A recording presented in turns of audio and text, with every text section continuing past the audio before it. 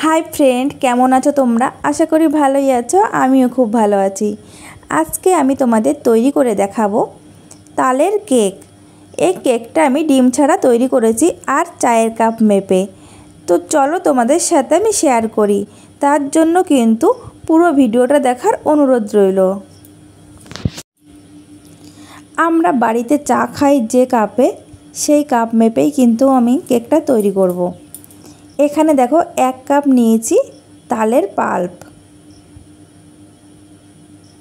তোমরা কিন্তু 1 কাপ থেকে একটু বেশিও নিতে পারো, কোনো প্রবলেম নেই। দিয়ে দিচ্ছি 1 কাপ চিনি। আমি কিন্তু চিনির সাথে খুব ভালো করে মিশিয়ে নেব যাতে চিনির দানাটা গলে যায়।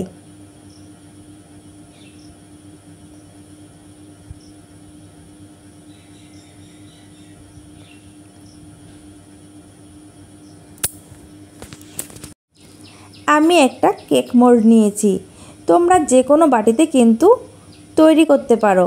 দিয়ে দিচ্ছি রিফাইন অয়েল, দিয়ে আমি চারি সাইডে ভালো করে লাগিয়ে নিচ্ছি। তোমাদের কাছে যদি বাটার পেপার থাকে তোমরা কিন্তু নিচেই বাটার পেপার দিয়ে নিতে পারো। আমার কাছে এখন নেই, তাই আমি এইভাবেই তৈরি করছি। আর দিয়ে দিচ্ছি সামান্য ময়দা ছিটিয়ে। এটা দিলে কি হবে, নিচের থেকে কেকটা খুব সহজেই উঠে আসবে।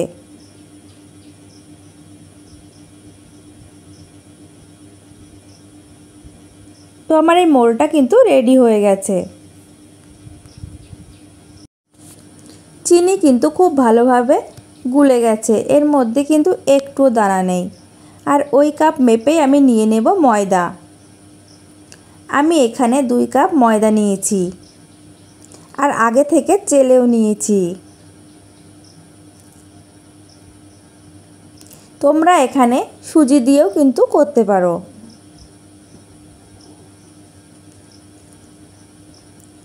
দিয়ে দেব সামান্য লবণ। এই লবণ দিলে কিন্তু মিষ্টির ব্যালেন্সটা ঠিক রাখে। আর দেব 3 চামচ মতো গুঁড়ো দুধ। গুঁড়ো দুধ দিলে কিন্তু খেতে খুবই ভালো লাগে, অবশ্য না থাকলে স্কিপ করতে পারো। দিয়ে দিচ্ছি 1 চামচ বেকিং পাউডার আর নেব হাফ চামচ বেকিং সোডা।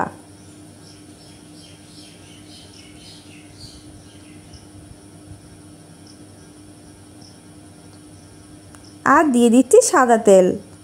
রিফাইন অয়েল নিয়েছি 3 চামচ মতো। আমি এখন সব উপকরণগুলো একসাথে মিশিয়ে নেব।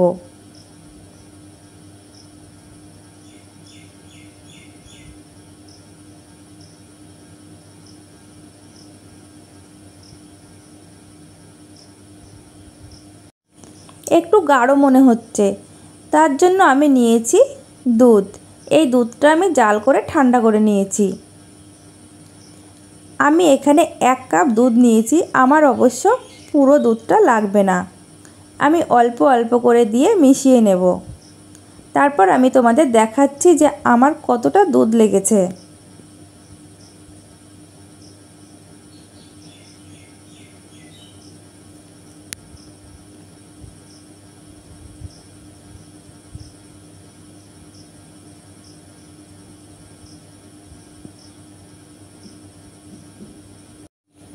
আমি কেকের ব্যাটারটা রেডি করে নিয়েছি, তোমরা দেখলেই বুঝতে পারছো যে কেমন হয়েছে। এখানে কিন্তু আমার পুরো 1 কাপ দুধ লাগেনি। আমার 1 কাপের মধ্যে 1 চামচ থেকে 1.5 চামচ মতো দুধ বেঁচে আছে। আর আমি এটা 10 মিনিট মতো এইভাবে ফেটিয়ে নেব। আমার কেকের ব্যাটারটা রেডি হয়ে গেছে। আমি 10 মিনিট ধরে এইভাবে ফেটিয়ে নিয়েছি।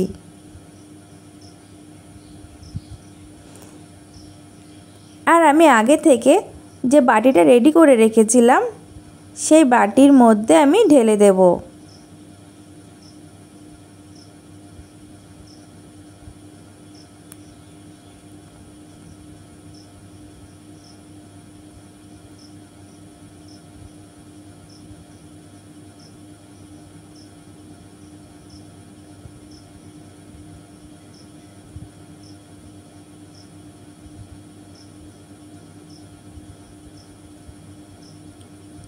আমার ঢেলে নেওয়া হয়ে গেছে।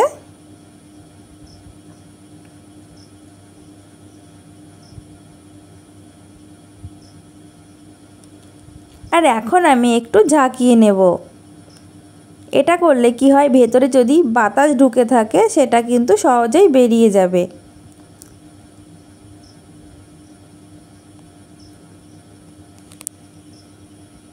কেকের ব্যাটারটা কিন্তু খুব সুন্দরভাবে সেট হয়ে গেছে। এদিকে আমি একটা কড়াইতে স্ট্যান্ড বসিয়ে দিয়ে হাই হিটে হিট করে নিয়েছি 10 মিনিট ধরে।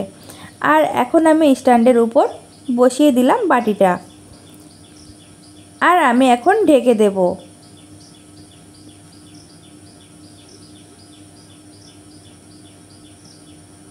ওপরে যে ছিদ্রগুলো আছে আমি একটু কাগজ দিয়ে বন্ধ করে দিচ্ছি। এই সময় কিন্তু চুলার জালটা লো হিটে থাকবে। আর আমি এটা হতে দেব 40 মিনিট ধরে। 20 মিনিট পর ঢাকনা খুলে দেখে নেব। দেখো কেকটা কিন্তু ফুলতে শুরু করেছে, এখনও কিন্তু কাঁচা আছে।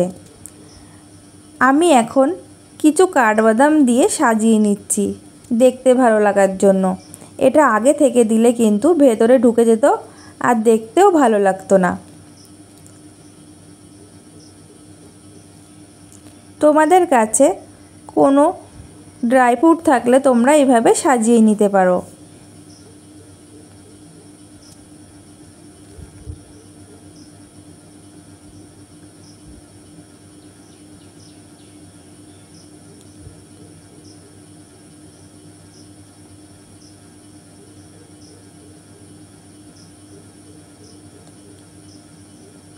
আর মাঝের দিকে একটা কাজু আর চেরি দিয়ে আমি সাজিয়ে নিচ্ছি।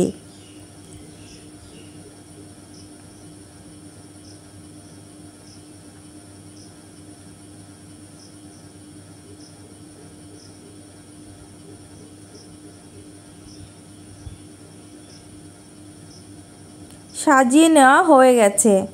আর আমি এটা হতে দেব আরও 20 মিনিট।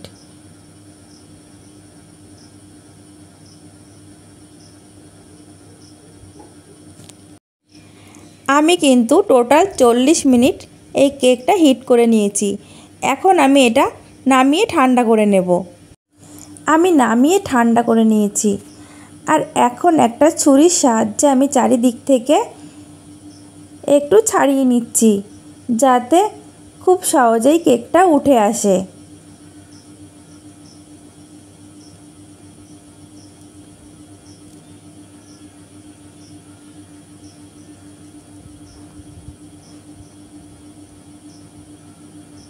আর একটা প্লেট নিয়ে আমি এইভাবে উপর করে দিলাম।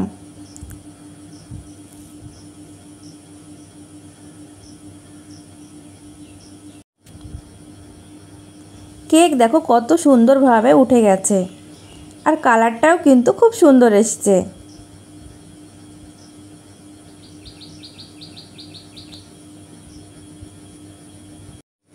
আমি তোমাদের কেটে দেখাচ্ছি যে কেকটা কতটা সুন্দর হয়েছে। তো বন্ধুরা, তোমাদের কাছে আমার এই কেকের রেসিপিটা কেমন লেগেছে অবশ্যই কিন্তু বাড়িতে ট্রাই করে দেখতে পারো। আর ট্রাই করে খেয়ে কিন্তু আমাকে কমেন্ট করতে ভুলো না। সামনেই জন্মাষ্টমী, তো তোমরা ডিম ছাড়া এই নিরামিষ কেকটা তৈরি করে কিন্তু ঠাকুরকে দিতে পারো। আর বাড়ির ছোট ছোট গোপাল সোনাদেরও কিন্তু এই কেকটা তৈরি করে খাওয়াতে পারো, ওরাও কিন্তু খুব পছন্দ করবে।